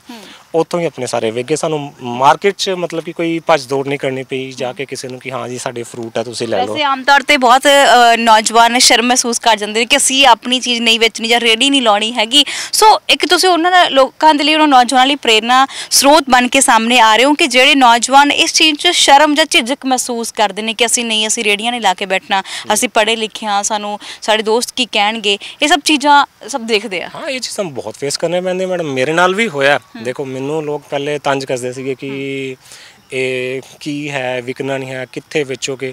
ਮੇਰਾ ਮੰਨਣਾ ਹੈਗਾ ਕਿ ਜੇ ਆਪਾਂ ਬਾਹਰੋਂ ਲੈ ਕੇ ਖਾ ਰਹੇ ਹਾਂ, ਜੇ ਆਪਾਂ ਇੰਪੋਰਟ ਕਰਕੇ ਖਾ ਰਹੇ ਹੈਗੇ ਆ, ਤੇ ਇਹਨੂੰ ਵੇਚਣ 'ਚ ਕਿਵੇਂ ਤੰਗੀ ਹੋਏਗੀ? ਮਤਲਬ ਜੀ ਸ਼ਾਰਟੇਜ ਹੈਗੀ ਹੈ, ਸ਼ਾਰਟੇਜ 'ਚ ਆਪਾਂ ਤਾਂ ਮੰਨਦੇ ਨਹੀਂ ਹੈਗੇ। ਇਹ ਤਾਂ ਮੇਰੇ ਜਿਵੇਂ ਕਿ ਹੁਣ ਮੇਰਾ ਵਿਕਿਆ, ਕੰਮ ਕਰਨ 'ਚ ਕੀ ਸ਼ਰਮ ਹੈਗੀ? ਜੇ ਆਪਾਂ ਕਿਸਾਨ ਹੈਗੇ ਆ ਤਾਂ ਸਾਨੂੰ ਕੋਈ ਸ਼ਰਮ ਨਹੀਂ ਹੋਣੀ ਚਾਹੀਦੀ। ਮੇਰਾ ਮੰਨਣਾ ਤਾਂ ਇਹ ਹੈਗਾ। ਇਹਨੂੰ ਆਪਾਂ ਖੁਦ ਵੇਚਣ 'ਚ ਮੈਨੂੰ ਲੋਕ ਤਾਂ ਬਹੁਤ ਕੁਝ ਕਹਿੰਦੇ ਹੈਗੇ ਜੀ। ਸ਼ੁਰੂਆਤ ਕੀਤੀ ਸੀ ਇਸ ਖੇਤੀ ਦੀ, ਡਰੈਗਨ ਫਰੂਟਸ ਨੂੰ ਉਗਾਉਣਾ ਸੀ, ਉਸ ਦੌਰਾਨ ਘਰਦਿਆਂ ਨੇ ਕਿਹਾ ਕਿ ਚਲੋ ਬੇਟਾ ਤੁਸੀਂ ਆਏ ਹੋ, ਤੁਸੀਂ ਕਰੋ। ਪਰ ਜਿਹੜੇ ਆਂਢੀ ਗਵਾਂਢੀ ਹੁੰਦੇ ਜ਼ਰੂਰ ਕਹਿੰਦੇ ਹੁੰਦੇ ਕਿ ਨਹੀਂ ਇਹ 'ਚ ਮੁਨਾਫਾ ਨਹੀਂ ਹੋਣਾ, ਘਾਟੇ ਵਾਲਾ ਸੌਦਾ ਆ। ਉਹ ਉਹਨਾਂ ਬਾਰੇ ਕੀ ਸੋਚਦੇ ਹਨ? ਜਦੋਂ ਤੁਸੀਂ ਮੁਨਾਫਾ ਕਮਾਇਆ ਫਿਰ ਕੀ ਸੋਚਣਾ ਸੀ ਉਹਨਾਂ ਦਾ? ਲੋਕ ਤੇ ਮੈਡਮ ਦੇਖੋ, ਜਦ ਆਪਾਂ ਕੋਈ ਨਵੀਂ ਚੀਜ਼ ਕਰਦੇ ਹਾਂ ਤਾਂ ਲੋਕਾਂ ਦਾ ਤਾਂ ਕੰਮ ਹੈਗਾ ਤੰਜ ਕੱਸਣਾ ਜਾਂ ਕੁਝ ਕਹਿਣਾ, ਪਰ ਆਪਾਂ ਨੂੰ ਮੈਂ ਉਹਨਾਂ ਨੂੰ ਉਸ ਚੀਜ਼ ਨੂੰ ਮਾਈਂਡ ਨਹੀਂ ਕੀਤਾ ਹੈਗਾ। ਮੈਂ ਆਪਣੇ ਕੰਮ 'ਚ ਰੁੱਝਿਆ। ਅੱਜ ਤੁਹਾਡਾ ਰਿਜ਼ਲਟ ਤੁਹਾਡੇ ਸਾਹਮਣੇ ਹੈਗਾ, ਤੁਸੀਂ ਖੁਦ ਹੀ ਦੇਖ ਰਹੇ ਹੋਗੇ। ਤੇ ਇਸ ਕਰਕੇ ਮੈਂ ਉਸ 'ਚ ਮਾਈਂਡ ਨਹੀਂ ਕਰਦਾ ਉਹਨਾਂ ਚੀਜ਼ਾਂ ਨੂੰ। ਮਤਲਬ ਕਿ ਉਸ ਤੋਂ ਪ੍ਰੇਰਨਾ ਮਿਲਦੀ ਹੈ ਕਿ ਹਾਂ ਹੁਣ ਇਹਨਾਂ ਨੇ ਕਿਹਾ ਤੇ ਇਹਨਾਂ ਨੂੰ ਕੁਝ ਕਰਕੇ ਦੱਸੀ ਆਪਾਂ, ਉਸ ਚੈਲੰਜ ਨੂੰ ਐਕਸੈਪਟ ਕਰੋ, ਉਹਦਾ ਰਿਜ਼ਲਟ ਕਰਕੇ ਦਿਓ, ਔਰ ਮੈਂ ਕਰਕੇ ਦਿੱਤਾ ਹੈਗਾ। ਜੀ ਆਮ ਤੌਰ ਤੇ ਕਿਸਾਨ ਝੋਨੇ ਤੇ ਕਣਕ ਦੀ ਫਸਲ ਵਿੱਚ ਹੀ ਉਲਝੇ ਰਹਿੰਦੇ ਨੇ। ਹਾਲਾਂਕਿ ਸਰਕਾਰ ਵੀ ਕਹਿੰਦੀ ਕਿ ਥੋੜਾ ਜਿਹਾ ਇਸ ਤੋਂ ਹਟ ਕੇ ਖੇਤੀ ਕਰੋ। ਬਾਗਬਾਨੀ ਵਾਲੇ ਜਾਂ ਖੇਤੀਬਾੜੀ ਮਹਿਕਮਾ ਇਹ ਸਾਰੇ ਹੀ ਆਖਦੇ ਹੁੰਦੇ ਆ ਕਿ ਥੋੜੀ ਹਟ ਕੇ ਖੇਤੀ ਕਰੋ ਤਾਂ ਜੋ ਕਮੇਟੀ ਨੂੰ ਵੀ ਉਪਜਾਊ ਸ਼ਕਤੀ ਮਿਲ ਜੇ। ਦੂਸਰਾ ਕਿ ਤੁਹਾਨੂੰ ਜਿਹੜਾ ਮੁਨਾਫਾ, ਜਿੱਦਾਂ ਆਪਾਂ ਆਮ ਤੌਰ ਤੇ ਕਹਿੰਦੇ ਘਾਟਾ ਪੈ ਜਾਂਦਾ ਸਾਨੂੰ ਫਸਲ ਬੀਜਣ ਦੇ ਵਿੱਚ, ਤਾਂ ਉਹਨਾਂ ਕਿਸਾਨਾਂ ਨੂੰ ਕੀ ਕਹਿਣਾ ਚਾਹੋਗੇ ਕਿ ਵਾਕਈ ਅਸੀਂ ਜੇਕਰ ਚੇਂਜ ਕੁਝ ਬਦਲਾਅ ਕਰਕੇ ਲੈ ਕੇ ਆਈਏ ਤਾਂ ਇਹਦੇ ਵਿੱਚ ਮੁਨਾਫਾ ਵਾਕਈ ਹੁੰਦਾ ਆ? ਬਿਲਕੁਲ ਚੇਂਜ 'ਚ ਮੁਨਾਫਾ ਤਾਂ ਹੈਗਾ ਮੈਡਮ। ਦੇਖੋ ਤੁਸੀਂ ਹੁਣ ਜਿਵੇਂ ਕਿ ਮੈਂ ਆਪ ਦੀ ਹੀ ਗੱਲ ਕਰਦਾ ਕਿ ਮੈਂ 15 ਸਾਲ ਮਿੱਟੀ ਤੋਂ ਦੂਰ ਰਿਹਾ ਹੈਗਾ, ਤੇ ਕਰਨ 'ਚ ਕੀ ਮੈਂ ਕੀਤਾ ਹੈਗਾ। ਤੇ ਜੇ ਕਿਸਾਨ ਜਿਹੜੇ ਕਿ ਅੱਜ ਤੋਂ ਕਾਫੀ ਦੇਰ ਪਹਿਲਾਂ ਹੀ ਇਹ ਚੀਜ਼ਾਂ ਕਰ ਰਹੇ ਨੇ, ਮੀਨਸ ਫਸਲੀ ਚੱਕਰ 'ਚ ਫਸੇ ਹੋਏ ਨੇ, ਤਾਂ ਮੇਰਾ ਇਹ ਕਹਿਣਾ ਹੈ ਕਿ ਥੋੜ੍ਹੇ ਜਿਹੇ ਮਤਲਬ ਕਿ ਥੋੜ੍ਹਾ ਜਿਹਾ ਪਾਰਟ ਸਾਨੂੰ ਬਾਗਬਾਨੀ 'ਚ ਜਾਂ ਮੀਨਸ ਸਬਜ਼ੀਆਂ 'ਚ ਆਉਣਾ ਚਾਹੀਦਾ, ਜਿਹਦੇ ਨਾਲ ਕਿ ਥੋੜ੍ਹੀ ਜਿਹੀ ਕਿਸਾਨ ਦੀ ਜਿਹੜੀ ਆਪਣੀ ਇਨਕਮ ਹੈਗੀ ਹੈ, ਜੇ ਸਾਨੂੰ ਉੱਧਰ ਨੁਕਸਾਨ ਹੁੰਦਾ ਹੈ ਤਾਂ ਥੋੜ੍ਹਾ ਸਾਨੂੰ ਇੱਧਰ ਫਾਇਦਾ ਹੋਏ। ਕਿਉਂਕਿ ਨੈਚੁਰਲੀ ਅਗਰ ਸਪੋਜ਼ ਕਰ ਲਓ 10 ਏਕੜ 'ਚ ਸਾਡੇ ਕੋਲ ਜ਼ਮੀਨ ਹੈਗੀ ਹੈ, ਆਪਾਂ 10 ਏਕੜ 'ਚ ਹੀ ਕਣਕ 'ਚ ਝੋਨਾ ਲਗਾਉਂਦੇ ਹਾਂ। ਲਾਸਟ ਈਅਰ ਬਾਰਿਸ਼ ਜ਼ਿਆਦਾ ਹੋ ਗਈ, ਕਣਕ ਖਰਾਬ ਹੋ ਗਈ, ਕਿਸਾਨ ਦਾ ਨੁਕਸਾਨ ਗਿਆ, 6 ਮਹੀਨੇ ਗਿਆ। ਤੇ ਜੇ ਆਪਾਂ ਸਾਡੇ ਕੋਲ ਫਰੂਟ ਹੁੰਦਾ ਜਾਂ ਸਬਜ਼ੀ ਹੁੰਦਾ, ਉਹਦੇ ਕੋਲ ਕੁਛ ਇਨਕਮ ਤਾਂ ਆਉਂਦੀ, ਮਤਲਬ ਕਿ ਥੋੜ੍ਹਾ ਸੇਫ ਤਾਂ ਹੁੰਦਾ। ਇਸੇ ਕਰਕੇ ਹੀ ਕਿਸਾਨ ਫਸਲੀ ਰਵਾਇਤੀ ਚੱਕਰ 'ਚ ਡੁੱਬ ਰਿਹਾ ਗਿਆ। ਤੇ ਜੇ ਉਹਦੇ 'ਚੋਂ ਬਾਹਰ ਆਉਣਾ ਤਾਂ ਸਾਨੂੰ ਮਲਟੀ ਕ੍ਰੌਪ ਟਾਈਪ ਚੀਜ਼ਾਂ 'ਚ ਹੀ ਜਾਣਾ ਪਏਗਾ। ਡਿਫਰੈਂਟ ਚੀਜ਼ਾਂ 'ਚ ਆਪਾਂ ਜਾਵਾਂਗੇ ਤਾਂ ਸਾਡੇ ਲਈ ਬੈਨੀਫਿਟ ਰਹੇਗਾ ਉਸ ਚੀਜ਼ ਦਾ। ਆਪਾਂ ਉਸ ਚੀਜ਼ 'ਚ ਦੱਬਾਂਗੇ ਨਹੀਂ। ਮਿਹਨਤ ਤਾਂ ਕਹਿੰਦੇ ਵੈਸੇ ਹਰ ਚੀਜ਼ ਤੇ ਲੱਗਦੀ ਹੈ। ਜੇਕਰ ਇਸ ਦੀ ਗੱਲ ਕਰ ਲਈ, ਮਿਹਨਤ ਇਹ ਤੇ ਬਹੁਤ ਹੈ ਕਿਉਂਕਿ ਪਹਿਲਾਂ ਤੁਸੀਂ ਪਿੱਲਰ ਬਣਾਏ ਨੇ, ਸੀਮੈਂਟ ਲਿਆਂਦਾ, ਸਰੀਆ ਲਿਆਂਦਾ, ਉਹਨੂੰ ਗੱਡਿਆ, ਫਿਰ ਉਸ ਤੋਂ ਬਾਅਦ ਇਹਨੂੰ ਸੁੱਕਣ ਤੇ ਵੀ ਟਾਈਮ ਲੱਗਾ। ਫਿਰ ਪਹਿਲਾਂ ਰੁੱਖ ਬਾਅਦ ਵਿੱਚ ਲਗਾਏ ਗਏ ਸੀਗੇ? ਨਹੀਂ ਮੈਡਮ, ਇਹਦੀ ਜਿਹੜੇ ਪਲਾਂਟਸ ਹੈ ਇਹ ਮਤਲਬ ਮੀਨਸ ਮੈਂ ਆਪਣੇ ਇੱਥੇ ਹੀ ਆਪਣੇ ਗੁਜਰਾਤ 'ਚੋਂ ਲਿਆਂਦੇ ਸੀਗੇ ਮੈਂ, ਠੀਕ ਹੈ, ਲਿਆ ਕੇ ਮੇਰੇ ਪਲਾਂਟਸ ਲੱਗੇ ਹੋਏ ਸੀਗੇ। ਸਰ ਨੇ ਪਹਿਲੇ ਤਾਂ ਆਪਾਂ ਪਿੱਲਰ ਫਿਕਸ ਕੀਤਾ ਹੈਗਾ। ਪਿੱਲਰ ਫਿਕਸ ਕਰਨ ਤੋਂ ਬਾਅਦ ਹੀ ਆਪਾਂ ਪਲਾਂਟਸ ਲਾਏ ਇਹਦੇ 'ਤੇ। ਪਲਾਂਟਸ ਆਪਾਂ ਚਾਰਾਂ ਨੁਕਰਾਂ ਦੇ ਇੱਕ ਪਲਾਂਟਸ ਲੱਗੇ ਹੋਣੇ, ਜਿਹੜੇ ਜਿਵੇਂ ਕਿ ਤੁਸੀਂ ਦੇਖ ਰਹੇ ਹੋ ਇਹਦੇ 'ਚ, ਤੇ ਪਲਾਂਟਸ ਲੱਗੇ ਹੋਏ ਆ। ਪਹਿਲੇ ਪਿੱਲਰ ਲੱਗੂਗਾ, ਫਿਰ ਆਪਣਾ ਪਲਾਂਟਸ ਲੱਗਣਗੇ, ਦੈਨ ਆਪਣਾ ਜਿਹੜਾ ਟੌਪ ਵਾਲਾ ਇਹ ਹੈਗਾ ਇਹ ਆਪਾਂ ਫਿਕਸ ਕਰਦੇ ਹੈਗੇ। ਜਿਸ ਟਾਈਮ ਸਾਡਾ ਇਹ ਉੱਪਰ ਆ ਜਾਂਦਾ, ਮੀਨਸ ਪਲਾਂਟਸ ਵੱਡੇ ਹੋਣਾ ਸ਼ੁਰੂ ਹੋ ਜਾਂਦਾ, ਤੇ ਇਹ ਆਪਣਾ ਟੌਪ ਵਾਲਾ ਜਿਹੜਾ ਆਪਾਂ ਫਿਕਸ ਕਰ ਦਿੰਦੇ ਆ, ਇਹ ਨਾਲ ਲੌਕ ਹੋ ਜਾਂਦਾ ਜੀ। ਕਿੰਨੀ ਉਮਰ ਦੇ ਵਿੱਚ ਇਹਨੂੰ ਫਰੂਟ ਲੱਗਣੇ ਸ਼ੁਰੂ ਹੋ ਜਾਂਦੇ ਆ? ਮੈਡਮ ਮੇਰੇ ਤੇ ਜਿਹੜਾ ਜਿੱਥੇ ਆਪਾਂ ਖੜੇ ਹੈਗੇ ਆ, ਇਹਦੇ ਵਿੱਚ ਤੇ ਆਪਣਾ 1 ਸਾਲ ਤੋਂ ਬਾਅਦ ਹੀ ਫਰੂਟ ਆਉਣਾ ਸ਼ੁਰੂ ਹੋ ਗਿਆ। ਉਹਦਾ ਕਾਰਨ ਵੀ ਸੀਗਾ, ਦੇਖੋ ਕਈ ਕਹਿੰਦੇ ਹੈਗੇ ਕਿ 1 ਸਾਲ ਤੋਂ ਬਾਅਦ ਨਹੀਂ ਆਉਂਦਾ। ਅਗਰ ਆਪਾਂ ਇਸ ਨੂੰ ਮੀਨਸ ਲਗਾਉਂਦੇ ਹਾਂ ਜਿਹੜਾ ਪੌਦਾ, ਉਹ ਆਪਾਂ ਮਾਰਚ ਜਾਂ ਲਾਸਟ ਫੈਬਰਰੀ ਜਾਂ ਮਾਰਚ ਵਿੱਚ ਲਗਾਉਂਦੇ ਹੈਗੇ, ਤਾਂ ਆਪਾਂ 1 ਸਾਲ ਤੋਂ ਬਾਅਦ ਇਹਦੇ ਹੱਕਦਾਰ ਹੋ ਜਾਂਦੇ ਹਾਂ। ਜੇ ਆਪਾਂ ਮਈ ਜੂਨ 'ਚ ਮਤਲਬ ਕਿ ਗਾਂ ਜਾਂਦੇ ਨੇ ਤਾਂ ਫਿਰ ਫਸਟ ਟਾਈਮ 'ਚ ਫਰੂਟ ਜਿਹੜਾ ਸਾਡਾ ਬਹੁਤ ਘੱਟ ਆਉਂਦਾ। ਜਿਵੇਂ ਕਿ ਮੇਰਾ ਫਰੂਟ ਆਇਆ, ਉਹਦਾ ਇੱਕ ਰੀਜ਼ਨ ਸੀਗਾ ਕਿ ਮੈਂ ਇਹਨੂੰ ਆਪਣੇ ਮਾਰਚ ਵਿੱਚ ਹੀ ਲਗਾਇਆ ਸੀ, ਉਹਦੇ ਕਾਰਨ ਮੈਨੂੰ ਪਹਿਲੇ ਸਾਲ ਹੀ ਫਰੂਟ ਮਿਲ ਗਿਆ। ਜਿਨ੍ਹਾਂ ਲੋਕਾਂ ਨੇ ਮਈ 'ਚ ਲਗਾਇਆ ਉਹਨਾਂ ਨੂੰ ਫਰੂਟ ਨਹੀਂ ਮਿਲਿਆ, ਮੀਨਸ ਜਿਹੜਾ ਉਹ ਟੈਨੂਅਰ ਨਿਕਲ ਗਿਆ ਅੱਗੇ, ਤੇ ਉਹਦੇ ਕਾਰਨ ਉਹਨਾਂ ਨੂੰ ਇਸ ਚੀਜ਼ ਦਾ ਲਾਸ ਹੋਇਆ ਔਰ ਮੈਨੂੰ ਉਸ ਚੀਜ਼ ਦਾ ਬੈਨੀਫਿਟ ਹੋਇਆ। ਕੀ ਲੱਗਦਾ ਕਿ ਇਸ ਹਲਦੀ ਦੇ ਵਿੱਚੋਂ, ਇਸ ਖੇਤੀ ਚੋਂ ਕਿੰਨਾ ਕੁ ਮੁਨਾਫਾ ਆ ਸਕਦਾ ਹੈ? ਐਸਟੀਮੇਟ ਕਿੰਨਾ ਕੁ ਹੈ? ਐਸਟੀਮੇਟ ਅਗਰ ਅਸੀਂ ਇਹਨੂੰ ਕੱਚੀ ਵੇਚਦੇ ਹੈਗੇ ਹਾਂ ਤੇ ਇਹ ਮੰਨ ਕੇ ਚਲੋ ਤੁਸੀਂ ਦੀ ਜਿਹੜੀ ਪ੍ਰੋਡਕਸ਼ਨ ਹੈ ਜਿਹੜੀ ਮੈਂ ਲਈ ਹੈ ਲਾਸਟ ਈਅਰ, ਉਹ ਕੋਈ 80 ਕੁਇੰਟਲ ਪਰ ਏਕੜ ਦੇ ਹਿਸਾਬ ਨਾਲ ਹੈ। ਤੇ ਹੁਣ ਇਹ ਡਿਪੈਂਡ ਕਰਦਾ ਕਿ ਕੱਚੀ ਆਪਾਂ ਵੇਚਣੀ ਹੈਗੀ ਹੈ ਜਾਂ ਆਪਾਂ ਪ੍ਰੋਸੈਸ ਕਰਕੇ ਵੇਚਣੀ ਹੈ। ਮੈਂ ਤਾਂ ਰਿਕਮੈਂਡ ਇਹੀ ਕਰੂੰਗਾ ਜੀ ਤੁਸੀਂ ਪ੍ਰੋਸੈਸ ਕਰਕੇ ਵੇਚੋ ਖੁਦ, ਕਿਉਂਕਿ ਵਿਚੋਲੀਆਂ ਨੂੰ ਪਾਉਣ ਦਾ ਕੋਈ ਫਾਇਦਾ ਨਹੀਂ ਹੈਗਾ। ਵਿਚੋਲੇ ਨੂੰ ਪਾ ਕੇ ਫਿਰ ਕਿਸਾਨੀ ਕਰਨ ਦਾ ਕੋਈ ਫਾਇਦਾ ਹੀ ਨਹੀਂ ਹੈਗਾ ਜੀ। ਇਸ ਕਰਕੇ ਮੈਂ ਜਿਹੜਾ ਖੁਦ ਵੇਚਿਆ ਹੈਗਾ, ਮੈਂ ਖੁਦ ਪ੍ਰੋਸੈਸ ਕੀਤੀ ਔਰ ਖੁਦ ਪੈਕ ਕੀਤੀ ਹੈਗੀ ਆ ਅਤੇ ਖੁਦ ਵੇਚੀ ਹੈਗੀ ਆ। ਅਤੇ ਇਹ ਮੰਨ ਕੇ ਚਲੋ ਜਿਹੜੀ ਕੱਚੀ ਆ ਲਗਭਗ ਆਪਾਂ ਕੋਈ ਕਿੱਲੇ 'ਚੋਂ ਕੋਈ 70 ਤੋਂ 80 ਕੁਇੰਟਲ ਤੱਕ ਨਿਕਲੀ ਹੈਗੀ ਹੈ। ਅਤੇ ਉਹਦਾ ਆਪਣਾ ਕੋਈ 20% ਸਾਡਾ ਪਾਊਡਰ ਬਣ ਜਾਂਦਾ। ਅਗਰ ਅਸੀਂ ਪਾਊਡਰ ਦੀ ਗੱਲ ਕਰੀਏ ਤਾਂ ਕੋਈ 3 ਲੱਖ ਰੁਪਏ ਦੇ ਕਰੀਬ ਚਲਾ ਜਾਂਦਾ ਪਰ ਏਕੜ ਸਾਡਾ। ਬਿਲਕੁਲ। ਹੁਣ ਕੋਈ ਅਫਸੋਸ ਤਾਂ ਨਹੀਂ ਹੋ ਰਿਹਾ ਕਿ ਹਾਂਜੀ ਮੈਂ ਉਹ ਜੌਬ ਛੱਡ ਕੇ ਆਇਆ ਤਾਂ ਐਂਡ ਇੱਥੇ ਕਰ ਰਿਹਾ? ਨਹੀਂ, ਹੁਣ ਤਾਂ ਤਸੱਲੀ ਹੈ ਨਾ। ਦੇਖੋ ਤੁਹਾਡੇ ਸਾਹਮਣੇ ਹੀ ਹੈ ਕਿ ਸੈਟੀਸਫੈਕਸ਼ਨ ਹੈਗੀ ਹੈ। ਨੈਕਸਟ ਈਅਰ ਮੈਂ ਵਧਾ ਰਿਹਾ, ਮਤਲਬ ਕਿ ਮੈਨੂੰ ਕੁਛ ਇਹਦੇ 'ਚ ਮਿਲ ਰਿਹਾ, ਮੈਂ ਤਾਂ ਹੀ ਇਹਨੂੰ ਵਧਾਉਣ ਦੀ ਸੋਚ ਰਿਹਾ। ਅਦਰਵਾਈਜ਼ ਜੇ ਮੈਨੂੰ ਕੋਈ ਨੁਕਸਾਨ ਹੁੰਦਾ ਤਾਂ ਮੈਂ ਓਬਵੀਅਸਲੀ ਹੈ ਕਿ ਇਹਨੂੰ ਅੱਗੇ ਨਹੀਂ ਵਧਾਉਂਦਾ। ਜਿਹੜੇ ਕਿਸਾਨਾਂ ਕੋਲ ਜ਼ਮੀਨ ਬੜੀ ਘੱਟ ਹੁੰਦੀ ਆ, ਉਹ ਆਮ ਤੌਰ 'ਤੇ ਕਹਿੰਦੇ ਕਿ ਚਲੋ ਜੀ ਕਣਕ ਬੀਜ ਲਓ, ਝੋਨਾ ਬੀਜ ਲਓ, ਇੰਨੇ ਕੁ ਸਾਨੂੰ ਇੰਨੀ ਕੁ ਮੁਨਾਫਾ ਆ ਜਾਏਗਾ। ਉਹਨਾਂ ਨੂੰ ਕੀ ਇੱਕ ਤੁਸੀਂ ਕਹਿਣਾ ਚਾਹੋਗੇ ਕਿ ਜੇਕਰ ਤੁਹਾਡੇ ਕੋਲ ਮੰਨ ਲਓ 2 ਕਿੱਲੇ ਜ਼ਮੀਨ ਹੈ ਜਾਂ 1 ਕਿੱਲਾ ਜ਼ਮੀਨ ਹੈ ਤਾਂ ਉਹ ਕਿਹੜੀ ਖੇਤੀ ਕਰਕੇ ਲੱਖਾਂ ਰੁਪਏ ਕਮਾ ਸਕਦੇ ਆ? ਕਾਫੀ ਚੀਜ਼ਾਂ ਹੈਗੀਆਂ, ਜਿਵੇਂ ਕਿ ਜਿਹਦੇ ਕੋਲ ਘੱਟ ਜ਼ਮੀਨ ਹੈਗੀ ਆ ਅਤੇ ਕਣਕ ਔਰ ਝੋਨਾ 2 ਫਿਕਸਡ ਸਾਡੀਆਂ ਜਿਹੜੀਆਂ ਹੈਗੀਆਂ। ਕਿਸਾਨ ਕੀ ਸੋਚਦਾ ਹੈਗਾ ਕਿ ਮੇਰੀ ਸਿੱਧੀ ਮੰਡੀ 'ਚ ਜਾਊਗੀ ਅਤੇ ਵੇਚੇਗੀ, ਉਹਦੇ 'ਚ ਮਿਹਨਤ ਘੱਟ ਹੁੰਦੀ ਹੈ ਤਾਂ ਮੁਨਾਫਾ ਵੀ ਓਬਵੀਅਸਲੀ ਘੱਟ ਹੀ ਹੈ। ਅਗਰ ਆਪਾਂ ਉਹਨੂੰ ਸਬਜ਼ੀਆਂ 'ਚ ਕਰਾਂਗੇ ਜਾਂ ਬਗੀਚਾ ਮੰਨ ਲਓ, ਮੈਂ ਕਹਿ ਸਕਦਾ ਕਿ ਚਲੋ ਨਹੀਂ ਕਰਦਾ ਹੈਗਾ ਕਿ ਜ਼ਮੀਨ ਥੋੜ੍ਹੀ ਹੈਗੀ ਹੈ, ਸਬਜ਼ੀਆਂ 'ਚ ਆਓ, ਹਲਦੀ 'ਚ ਆਓ, ਹੋਰ ਸਬਜ਼ੀਆਂ 'ਚ ਬਹੁਤ ਫਾਇਦਾ ਹੈਗਾ ਅਗਰ ਤੁਸੀਂ ਮਿਹਨਤ ਕਰਦੇ ਹੋ। ਅਤੇ ਆਪਾਂ ਇਹ ਕਹਾਂਗੇ ਕਿ ਆਪਾਂ ਹੁਣ ਸਾਡੇ ਮਿਰਚ ਨਹੀਂ ਹੁੰਦੀ ਕਿ ਆਪਾਂ ਮਿਰਚ ਬਾਹਰੋਂ ਮੰਗਵਾਉਂਦੇ ਹੈਗੇ। ਲਸਣ ਦੀ ਖੇਤੀ ਸਾਡੇ ਘੱਟ ਹੁੰਦੀ, ਆਪਾਂ ਉਹ ਵੀ ਬਾਹਰੋਂ, ਜੇ ਸਾਡੇ ਹੋ ਸਕਦੀ ਹੈ ਤਾਂ ਆਪਾਂ ਬਾਹਰੋਂ ਕਿਉਂ ਮੰਗਵਾਈਏ। ਮੈਂ ਤਾਂ ਕੋਸ਼ਿਸ਼ ਇਹੀ ਕਰਾਂਗੇ। ਪਿਆਜ਼ ਹੁਣ ਦੇਖੋ ਅੱਜ ਕੀ ਪਾਇਆ ਹੈਗਾ ਪਿਆਜ਼ ਦਾ, ਆਲੂ ਹੈ ਕਿੱਥੇ ਹੈਗਾ। ਜਦ ਜੇ ਆਲੂ ਉੱਧਰੋਂ ਆ ਸਕਦਾ ਤਾਂ ਆਲੂ ਸਾਡੇ ਇੱਧਰੋਂ ਵੀ ਆ ਸਕਦਾ, ਔਰ ਆਲੂ ਸਾਡੇ ਪੰਜਾਬ 'ਚ ਹੁੰਦਾ ਵੀ ਹੈਗਾ। ਅਤੇ ਆਪਾਂ ਕਿਉਂ ਨਾ ਮਤਲਬ ਕਿ ਉਹਨਾਂ ਚੀਜ਼ਾਂ ਵੱਲ ਜਾਈਏ ਜਿੱਥੋਂ ਸਾਨੂੰ 1 ਕਿੱਲੇ 'ਚੋਂ ਵੀ 3 ਲੱਖ ਰੁਪਏ, ਜੇ ਕਿਸੇ ਸਪੋਜ਼ ਕਰ ਲਓ 2 ਏਕੜ ਹੈਗੀ ਹੈ, 6 ਲੱਖ ਰੁਪਏ ਸਫੀਸ਼ੀਐਂਟ ਹੈਗਾ ਇੱਕ ਕਿਸਾਨ ਦੇ ਲਈ। ਉਹਦੇ ਨਾਲ ਸਹਾਇਕ ਧੰਦੇ ਹੋਰ ਵੀ ਕਰ ਸਕਦਾ, 2 ਏਕੜ ਵਾਲਾ ਕਿਸਾਨ ਨਾਲ ਡੇਅਰੀ ਵੀ ਕਰ ਸਕਦਾ।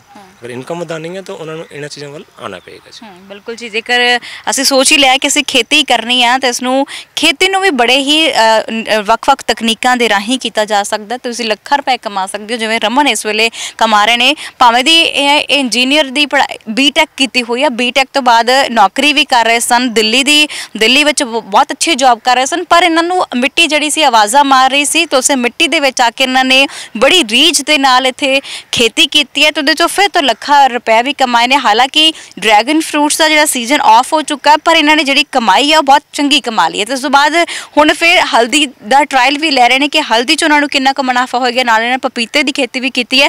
ਸੋ ਇਸ ਤੋਂ ਬਾਅਦ ਹੋਰ ਕੀ ਪਲਾਨ ਹੈ ਕਿ ਅੱਗੇ ਕਿਹੜੀ ਖੇਤੀ ਹੈ ਤੁਸੀਂ ਫਸਲ ਜਿਹੜੀ ਹੈ ਉਹਨੂੰ ਬੀਜ ਸਕਦੇ ਹੋ?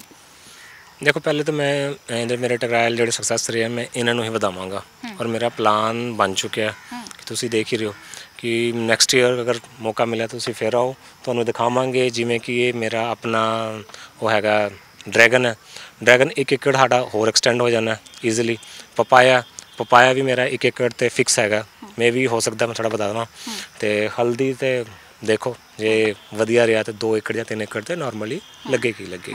ਆਮ ਤੌਰ 'ਤੇ ਕਿਸਾਨਾਂ ਨੂੰ ਜਦੋਂ ਘਾਟਾ ਪੈਂਦਾ ਤਾਂ ਉਹ ਆਤਮ ਹੱਤਿਆ ਵਰਗਾ ਕਦਮ ਚੁੱਕਦੇ ਨੇ ਜਾਂ ਕਰਜ਼ੇ ਸਿਰ 'ਤੇ ਚੜੇ ਹੁੰਦੇ ਨੇ। ਉਹਨਾਂ ਕਿਸਾਨਾਂ ਦੇ ਲਈ ਇੱਕ ਮੈਸੇਜ ਦਿਓ, ਇੰਨਾ ਸੋਹਣਾ ਮੈਸੇਜ ਕਿ ਵਾਕਈ ਉਹ ਜਿਹੜੇ ਕਿਸਾਨ ਜਿਹੜੇ ਕਰਜ਼ੇ ਥੱਲੇ ਵੀ ਦੱਬੇ ਹੋਏ ਨੇ ਉਹ ਇਹ ਸੋਚਣ ਕਿ ਅਸੀਂ ਵੀ ਇੱਦਾਂ ਦੇ ਨੌਜਵਾਨਾਂ ਤੋਂ ਪ੍ਰੇਰਨਾ ਲਈਏ ਜਿਹੜੇ ਚੰਗੀ ਕਮਾਈ, ਜਿਹੜੇ ਪੜ੍ਹੇ ਲਿਖੇ ਸੀ, ਚੰਗੀ ਕਮਾਈ ਵੀ ਕਰ ਰਹੇ ਸੀ ਤਾਂ ਫਿਰ ਵੀ ਉਹ ਆ ਕੇ ਖੇਤੀ 'ਚ ਆਪਣਾ ਬਿਜ਼ਨਸ ਵਧੀਆ ਪੈਸਾ ਕਮਾ ਰਹੇ ਨੇ। ਹਾਲਾਂਕਿ ਬਹੁਤ ਸਾਰੇ ਕਿਸਾਨ ਹੁੰਦੇ ਨੇ ਉਹ ਛੇਤੀ ਹੌਸਲਾ ਜਿਹੜਾ ਢਾਹ ਜਾਂਦੇ ਨੇ।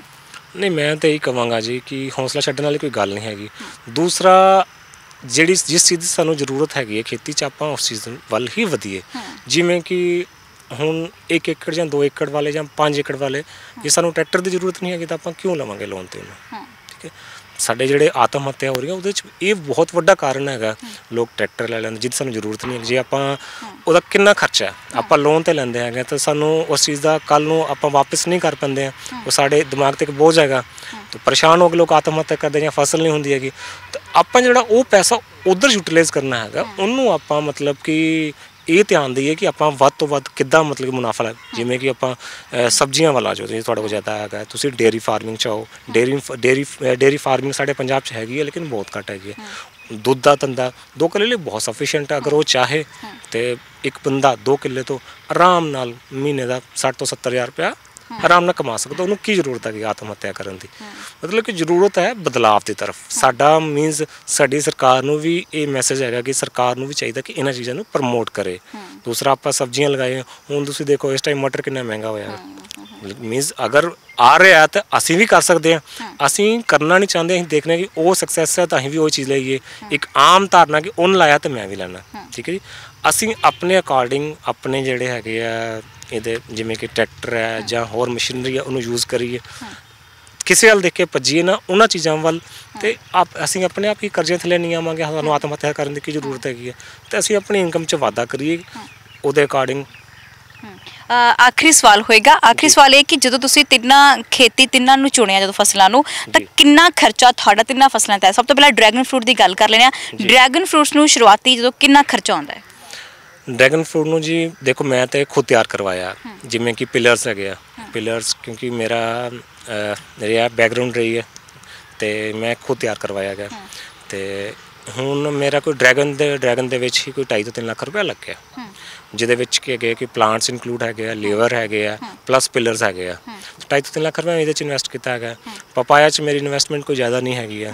ਉਹ ਪਲਾਂਟਸ ਲਿਆਂਦੇ ਹੈਗੇ, ਪਲਾਂਟਸ ਦੀ ਹੀ ਕੋਸਟ ਹੈਗੀ ਹੈ। ਬਾਕੀ 2 ਦਿਨ 'ਚ ਤੇ ਲੱਗ ਗਏ, ਕੋਈ ਜ਼ਿਆਦਾ ਕੋਸਟ ਨਹੀਂ ਹੈਗੀ। ਬਾਕੀ ਹਾਂ ਹਲਦੀ ਹੈਗੀ ਹੈ, ਇਹਦੇ 'ਚ ਵੀ ਕੋਈ ਜ਼ਿਆਦਾ ਕੋਸਟ ਨਹੀਂ ਹੈਗੀ ਹੈ। ਮੀਨਸ ਥੋੜ੍ਹਾ ਜਿਹਾ ਲੇਬਰ ਦਾ ਕੋਸਟ ਆਉਂਦੀ ਹੈਗੀ ਹੈ। ਅਤੇ ਕੋਈ ਮੈਂ ਨਹੀਂ ਮੰਨਦਾ ਹੈਗਾ ਕਿ ਇਹਦੀ ਕੋਈ ਬੜੀ ਵੱਡੀ, ਹਾਂ ਡਰੈਗਨ 'ਚ ਜ਼ਰੂਰ ਹੈਗੀ ਹੈ ਕਿ ਥੋੜ੍ਹੀ ਇਨਵੈਸਟਮੈਂਟ ਜ਼ਿਆਦਾ ਹੈਗੀ ਹੈ। ਉਹ ਆਮ ਕਿਸਾਨ ਥੋੜ੍ਹਾ ਜਿਹਾ ਡਰਦਾ ਹੈਗਾ ਕਿਉਂਕਿ ਉਹਦੇ ਕੋਲ ਨਾ ਕੈਸ਼ ਦੀ ਥੋੜ੍ਹੀ ਸਮੱਸਿਆ ਹੁੰਦੀ ਹੈਗੀ।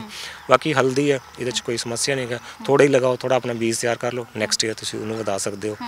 ਪਪਾਇਆ ਕੋਈ ਇੰਨਾ ਮਹਿੰਗਾ ਉਹ ਨਹੀਂ ਹੈਗਾ, ਪਲਾਂਟਸ ਇੰਨੇ ਮਹਿੰਗੇ ਨਹੀਂ ਹੈਗੇ ਆ, ਉਹ ਲਗਾਓ ਬਹੁਤ ਵਧੀਆ ਹੈਗੇ। ਹੋਰ ਵੀ ਕਾਫੀ ਚੀਜ਼ਾਂ ਹੈਗੀਆਂ ਜਿਹਦੇ 'ਚ ਆਪਾਂ ਜਾ ਸਕਦੇ। ਮੇਰੇ ਵੀ ਕੁਛ ਹੈਗੇ ਨੇ ਪਲਾਂਟਸ, ਜਿਵੇਂ ਕਿ ਮੈਂ ਬਾਗਬਾਨੀ 'ਚ ਨੈਕਸਟ ਈਅਰ ਕੁਛ ਆਪਣੇ ਅਮਰੂਦ ਔਰ ਨਿੰਬੂ ਵਗੈਰਾ 'ਚ ਜਾਵਾਂਗਾ। ਮੈਂ ਕੁਛ ਹੋਰ ਵਧਾਉਣ ਦਾ ਸੋਚ ਰਿਹਾ ਜੀ। ਸੋ ਬਿਲਕੁਲ ਜੀ, ਤੁਸੀਂ ਸਫਲ ਕਿਸਾਨ ਹੋ, ਇਸ ਤਰ੍ਹਾਂ ਸਫਲਤਾ ਦੇ ਤੁਸੀਂ ਕਦਮ ਚੁੰਮਦੇ ਜਾਓ। ਤੇ ਬਹੁਤ ਬਹੁਤ ਸ਼ੁਕਰੀਆ ਸਾਡੇ ਨਾਲ ਗੱਲਬਾਤ ਕਰਨ ਲਈ। ਧੰਨਵਾਦ ਜੀ, ਬਹੁਤ ਬਹੁਤ ਧੰਨਵਾਦ ਤੁਹਾਡਾ ਜੀ। ਬਿਲਕੁਲ ਜੀ, ਇਸ ਸਾਡੇ ਨਾਲ ਰਮਨ ਸਲਾਰੀਆ। ਸੋ ਰਮਨ ਦੇ ਨਾਲ ਅਸੀਂ ਗੱਲਬਾਤ ਕੀਤੀ ਹੈ। ਤੁਸੀਂ ਦੇਖ ਵੀ ਲਿਆ ਕਿ 3 ਫਸਲਾਂ ਦੀ ਜਿਹੜੀ ਹੈ ਖੇਤੀ ਕਰ ਰਹੇ ਨੇ, ਜਿਨ੍ਹਾਂ 'ਚ ਹਲਦੀ ਵੀ ਹੈ, ਡਰੈਗਨ ਫਰੂਟਸ ਵੀ ਹੈ ਤੇ ਨਾਲ ਪਪੀਤਾ ਵੀ। ਅੱਗੇ ਲੰਬੀ ਸੋਚ ਦੇ ਮਾਲਕ ਨੇ, ਸੋ ਅੱਗੇ ਵੀ ਜਿਹੜੀ ਹੈ ਖੇਤੀ ਨੂੰ ਹੋਰ ਵਧਾਉਣ ਬਾਰੇ ਸੋਚਦੇ ਨੇ। ਸੋ ਬਹੁਤ ਸਾਰੇ ਕਿਸਾਨ ਵੀਰ ਨੇ ਜੋ ਛੇਤੀ ਜਿਹੜਾ ਹੌਸਲਾ ਢਾਹ ਜਾਂਦੇ ਨੇ ਕਿ ਸਾਨੂੰ ਖੇਤੀ ਦੇ ਵਿੱਚੋਂ ਘਾਟਾ ਪਿਆ ਹੈ ਤੇ ਅਸੀਂ ਜਿਹੜਾ ਕਰਜ਼ ਬਹੁਤ ਥੱਲੇ ਦੱਬੇ ਹੋਏ ਹਾਂ ਤਾਂ ਆਤਮ ਹੱਤਿਆ ਰਾਹ 'ਚ ਨਹੀਂ। ਇਸ ਤਰ੍ਹਾਂ ਦੇ ਕਦਮ ਨਹੀਂ ਚੱਕਣੇ ਚਾਹੀਦੇ। ਹਾਲਾਂਕਿ ਜੇਕਰ ਤੁਸੀਂ ਵੱਖ-ਵੱਖ ਤਰ੍ਹਾਂ ਦੀਆਂ ਰਵਾਇਤੀ ਫਸਲਾਂ ਨੂੰ ਛੱਡ ਕੇ ਕੁਝ ਹੋਰ ਫਸਲ ਦੇ ਵੱਲ ਵੀ ਜਾਓਗੇ ਤਾਂ ਜ਼ਰੂਰ ਤੁਸੀਂ ਵਧੀਆ ਮੁਨਾਫਾ ਵੀ ਕਮਾ ਸਕਦੇ ਹੋ। ਤੁਹਾਡੇ ਸਾਹਮਣੇ ਜਿਹੜੀਆਂ ਵੱਡੀਆਂ ਉਦਾਹਰਨਾਂ ਅਸੀਂ ਪੇਸ਼ ਕਰ ਦਿੱਤੀਆਂ ਨੇ। ਇਸੇ ਤਰ੍ਹਾਂ ਹੋਰ ਨਵੇਂ ਕਿਸਾਨ ਦੇ ਨਾਲ, ਨਵੀਂ ਫਸਲ ਦੇ ਨਾਲ ਫਿਰ ਨਵੇਂ ਰੰਗ ਨਾਲ ਹਾਜ਼ਰ ਜ਼ਰੂਰ ਹੋਵਾਂਗੇ। ਤੁਹਾਡੇ ਤੋਂ ਲਵਾਂਗੇ ਆਗਿਆ। ਸਹਿਯੋਗੀ ਸਾਥੀ ਪਰਵਿੰਦਰ ਸਿੰਘ ਦੇ ਨਾਲ ਮਨਦੀਪ ਕੌਰ ਸੰਧੂ, ਪਿੰਡ ਜੰਗਲ ਤੋਂ। ਸਤਿ ਸ਼੍ਰੀ ਅਕਾਲ।